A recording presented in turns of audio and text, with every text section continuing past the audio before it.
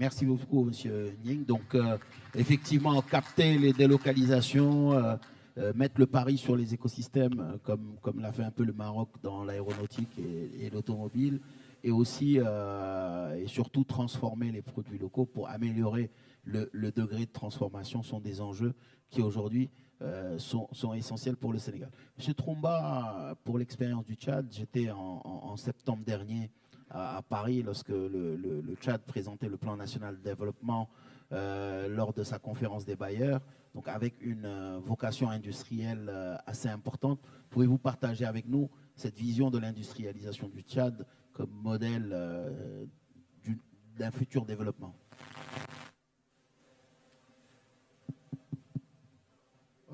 Merci, monsieur le modérateur. Je voudrais joindre mes prédécesseurs pour remercier les organisateurs de ce forum, notamment M. Moustapha Msaj qui a bien voulu m'inviter avec mon ministre. Malheureusement, mon ministre n'a pas pu faire le déplacement parce qu'il a des engagements impératifs. Donc, vous savez, au Tchad, notre économie dépend jusqu'à présent sur 2 ou 3 secteurs. Il y a le secteur agricole, le secteur, disons, de l'élevage, et un peu plus sur le secteur pétrolier. Donc, depuis 2003, le Tchad a commencé à exploiter son pétrole, ce qui a permis de faire beaucoup d'investissements dans le secteur des infrastructures routières, sanitaires, éducatives, socio-éducatives. Donc, je dirais que tout n'est pas fait, mais quand vous parlez du plan de développement du Tchad, c'est axé sur quelques secteurs prioritaires, notamment le secteur énergétique. Vous ne pouvez pas faire un développement sans pour autant avoir de l'énergie. Donc, notre plan de développement national était axé sur les infrastructures énergétiques. Il y a aussi le développement de l'agriculture. Notre gouvernement a investi beaucoup d'argent ces dernières années, 5-6 dernières années, dans le développement agricole. Malheureusement, ça n'a pas donné les fruits escomptés, faute d'une agriculture mécanisée. Donc, je voudrais juste poser une question. On parle du développement du continent africain. Il faut bien se dire à qui profite aussi ce développement, parce que cette industrialisation. Je pense que je reprends un peu le terme du Premier ministre, de l'ex-Premier ministre béninois, qui parlait des squelettes des industries à l'époque. C'est vrai, au Tchad, nous avons par le passé eu la coton Tchad, parce que le Tchad était un producteur du coton. Il y avait eu des usines un peu dans le sud, le centre du pays. Jusqu'à aujourd'hui,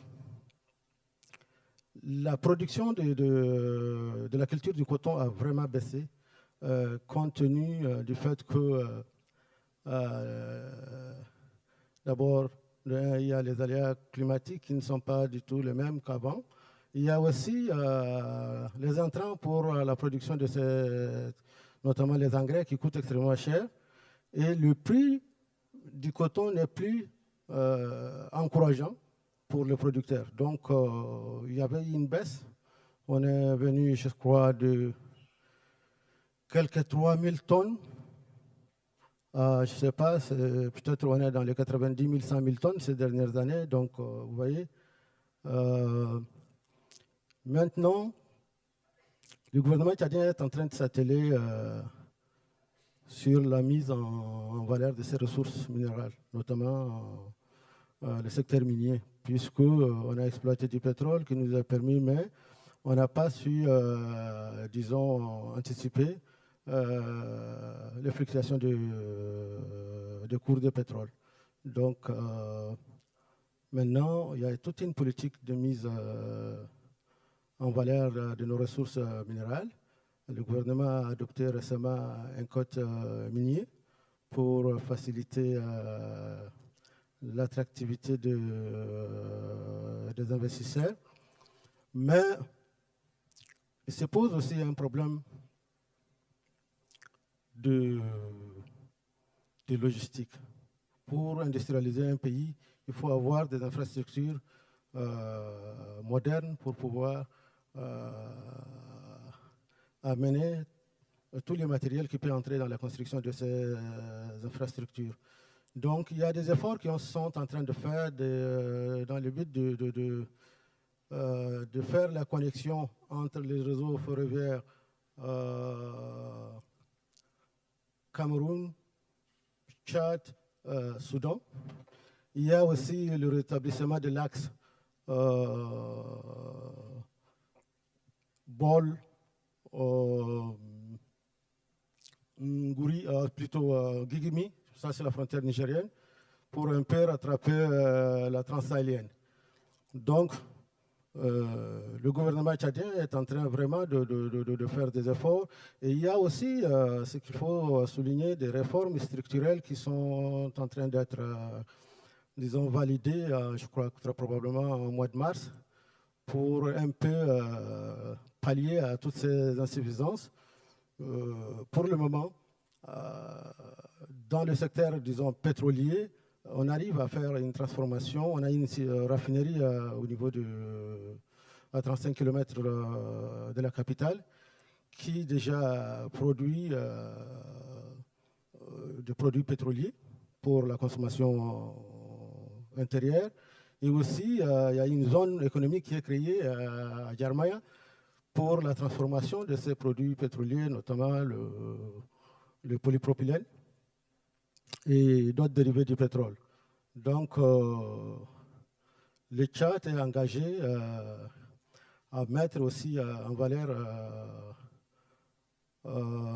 les terres arables. Nous avons à peu près, je ne sais pas, des milliers de terres, hein, je peux dire qu'entre 7 et 8 millions d'hectares de terres arables. Donc, dans ce sens, on est en train de discuter avec des investisseurs qui veulent mettre en valeur ces terres. Et je crois que mon ami du Sénégal a parlé d'une question qui est très intéressante. C'est celui aussi d'avoir du personnel qualifié qui peuvent s'associer à ces genres de projets. Malheureusement, quand on parle de l'industrialisation, il faut aussi beaucoup avoir du personnel technique. Et aujourd'hui, ce qu'on constate au Tchad, on forme beaucoup de candidats littéraires, des gens, de financiers, des gens de petits métiers, mais très difficilement des gens qui font des grandes écoles, qui peuvent contribuer aussi au développement industriel du pays. Mais je crois que le gouvernement tchadien est très conscient de ces difficultés et nous comptons aussi beaucoup sur les filières techniques pour former des jeunes tchadiens qui puissent participer, disons, à la phase de l'industrialisation de notre pays. Et vous savez aussi que dans les secteurs des industries extractives, parce qu'on a constaté aussi qu'au niveau du pétrole, il y a un manque de spécialistes. Un manque de spécialistes et un manque aussi de compétences pouvant négocier avec les contrats avec les investisseurs. Donc, sur ça aussi, je crois que le Tchad, compte tenu de son expérience de l'exploitation du pétrole, a pu cerner toutes ces difficultés. Et dans les cadres de plan d'action, la formation est mise, la formation des cadres est une priorité aussi du gouvernement tchadien. Donc, voilà les quelques pistes. Okay. Pistes que le gouvernement tchadien, à travers le plan national de développement est en train de mettre en place. Merci.